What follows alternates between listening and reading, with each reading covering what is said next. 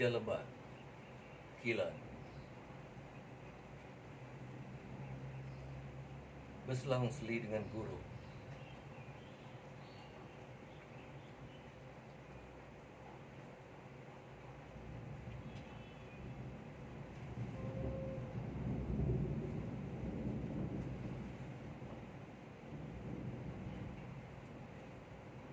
Aku pikirkan tentang nasib generasi, nasib bangsa. Dan aku pikirkan dari hal setengah-setengah orang Islam yang mengaku Islam, tapi masih menyokong orang yang makan rasuah, merompak menyamuk. Masih menyokong orang yang larikan uang yayasan anak yatim.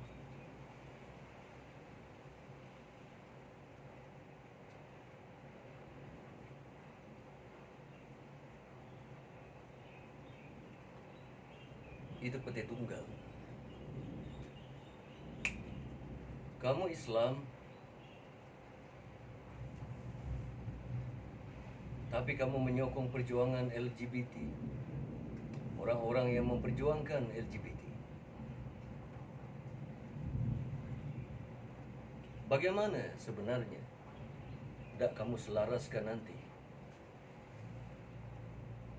dengan agama kamu?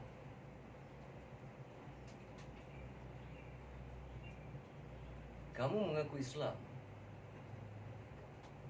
tapi kamu menyokong mereka-mereka yang memperjuangkan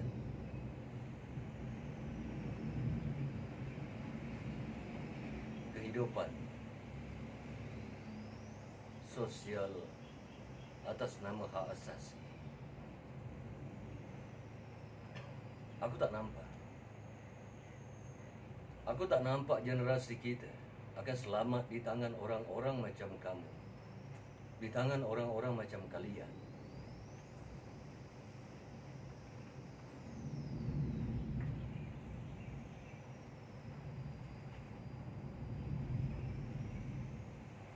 Manakala setengah orang tauhid dan makrifat yang mengaku punya ilmu yang tinggi, punya ilmu tauhid, punya ilmu makrifat,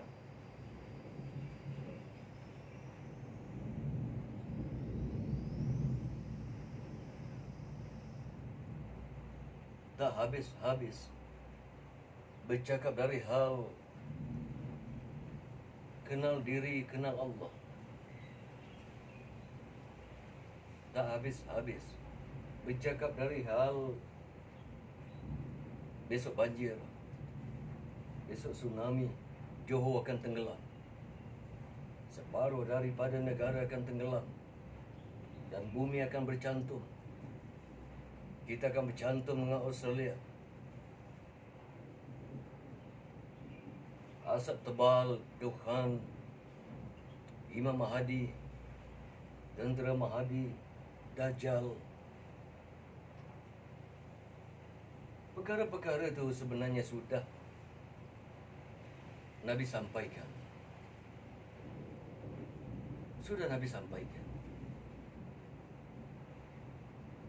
Bahkan apabila ditanya kepada baginda, bilakah kiamat itu akan berlaku? Baginda sendiri mengatakan, hanya Allah sahaja yang mengetahuinya. Jadi kamu sebagai orang Islam yang berilmu, lebih baik kamu selamatkan generasi, kamu turun ke padang, memperjuangkan nasib generasi, nasib bangsa kamu, tanah air kamu, daripada kamu duduk bercakap dari hal perkara-perkara yang kamu pun tak tahu bila perkara itu akan berlaku.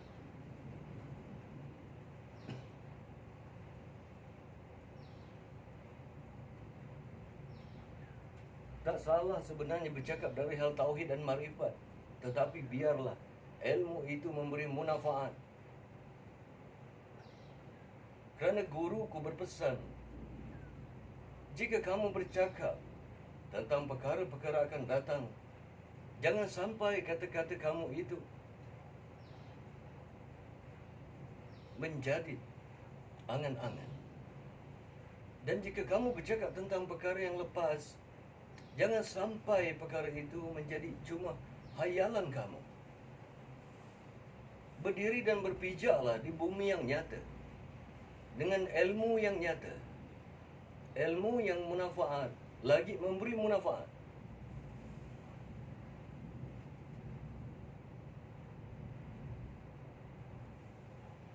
Tidakkah kamu fikirkan keadaan generasi kita sekarang?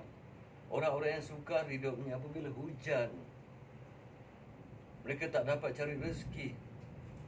Nelayan tak dapat turun ke laut. Penoreh getah tak dapat menoreh. Peniaga kecil tak boleh meniaga. Tidakkah kamu fikirkan nasib generasi kamu? Generasi kamu. Kalau inilah perjuangan orang-orang tauhid dan makrifat, bercita-cita untuk jadi tentera Imam Mahdi, adakah kamu rasa kamu layak?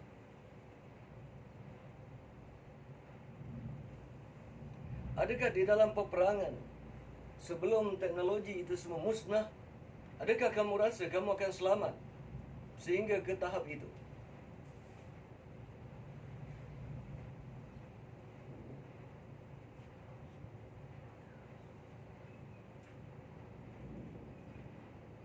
Apa yang kamu tunggukan untuk berjuang demi generasi sekarang? Tak bolehkah kamu turun bercakap dari hal yang benar itu benar? Tidak bolehkah kamu turun bercakap?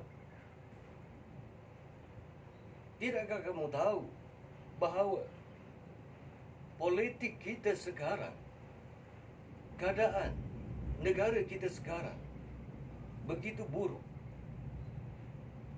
di mana ahli-ahli politik dan politik ini perlu diluruskan, berlandaskan agama. Kita perlu kembalikan politik kita di jalan yang lurus, di jalan yang benar, berlandaskan agama. Sebagaimana sistem yang kita lalui, sistem kewangan yang kita lalui sekarang, kita kembalikan kepada sebagaimana yang dituntut oleh agama kita. Bukankah itu lebih baik?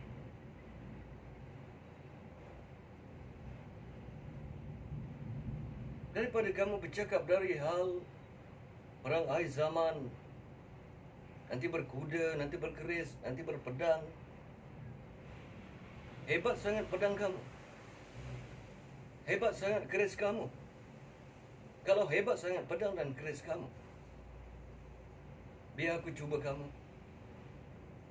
Aku cuba kamu. Kamu bercakap dari hal perang akhir zaman. Aku bagi kamu 3 hari latihan di hutan tanpa bekalan makanan. Aku rasa kamu mati katak, mati kering.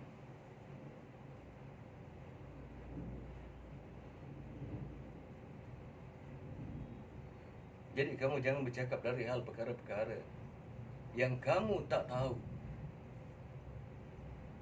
Cukup hanya Allah yang tahu. Cukup.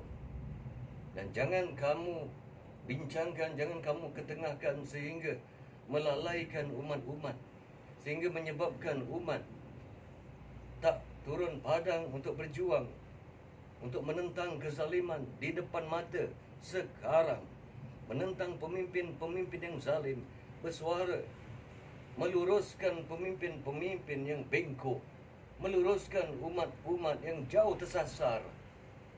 Itu tidak kamu perbuat. Kamu bercakap dari hal Imam Mahdi, dari hal Dajjal, dari hal mata 1, mata 2, mata 3.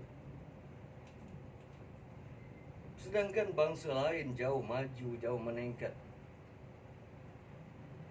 Sistem yang ada di negara kita sekarang, baik sistem pendidikan, baik sistem pertanian, baik sistem apapun, sebenarnya jauh ketinggalan.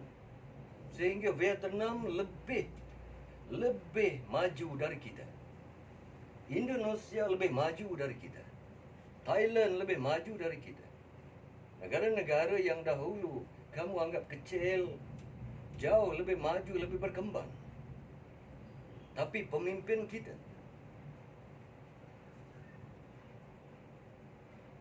tak membawa umat dalam keadaan yang lebih maju. Tak.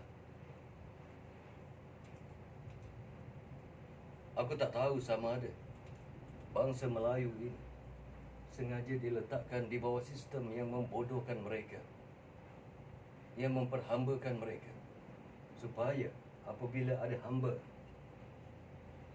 mereka lah Tuhan, tempat kamu meminta, tempat kamu menyembah.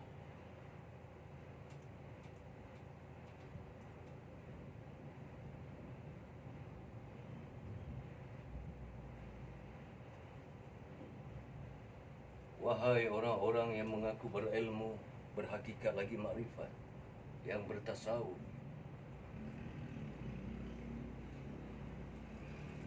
turunlah ke padang, suarakan kebenaran walaupun pahit. Suarakan. Suarakan apa yang perlu pada masa ini, pada waktu dan ketika ini. Jangan kamu bercakap dari hal perkara-perkara yang menakutkan umat, yang menyebabkan umat hanya duduk dan menunggu.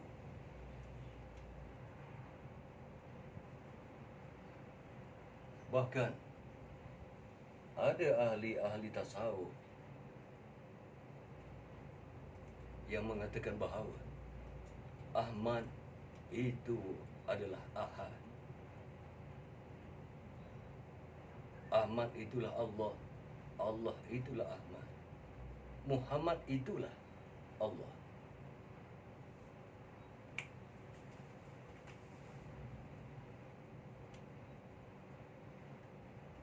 Sekarang aku tanyakan, kamu jawab dengan lancar dan tenang, yakin dan pasti. Jika kamu katakan Muhammad itu adalah Allah, bagaimana mungkin Muhammad begitu sukar untuk mengislamkan dia Abu Lahab, Abu Jahal? Bagaimana mungkin Muhammad begitu sukar untuk mengislamkan dan menyebar Islam jika dia adalah Allah? Jadi kamu, betapapun tinggi tasawuf kamu, mengikut pengakuan kamu, betapapun hebat tauhid dan makrifat kamu yang kamu katakan, kamu sebenarnya jauh tersasar. Carilah tasawuf yang lebih sejati, yang lebih benar, lagi benar. Sekali lagi aku katakan, sebagaimana sabda Nabi, katanya, sesungguhnya aku ini manusia seperti kamu. Bermakna Rasulullah itu juga melalui fasa-fasa sebagai manusia dan sebagai insan yang fana. Maka hati-hati dengan ucapan Nabi ketika beliau fana. Apabila Rasulullah itu fana, maka beliau bercakap bagi pihak Allah Subhanahu wa Ta'ala, bukan mengatakan bagi pihak dirinya sendiri. Bukan.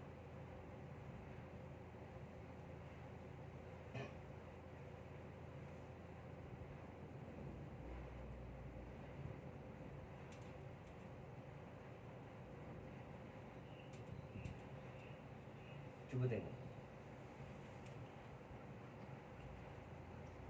Sekurang-kurangnya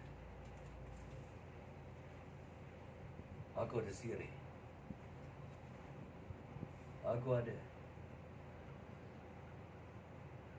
pokok betik. Aku ada pokok keladi.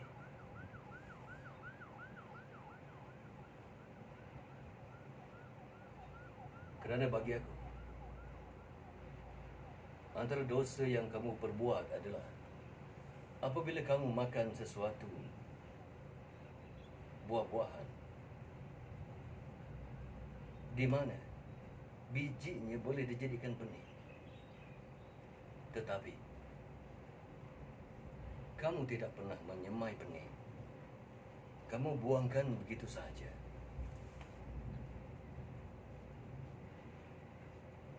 Itu termasuk kamu tidak memanfaatkan apa yang Allah bagi.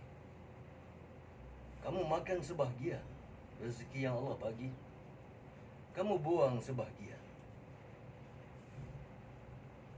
Alangkah baik jika benih yang ada di dalam buah-buahan itu kamu semai. Kamu semai. Jika tidak 10, 1. Alangkah baiknya kamu sebagai umat bukan sekadar bercakap, besok banjir, besok tsunami, Illuminati. Bukan. Kerana perjuangan adalah satu realiti di dalam kehidupan seorang yang bernama pejuang, perindu dan pencinta sejati.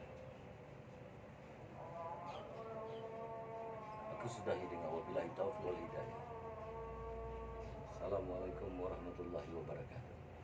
Amin ya rabbal alamin.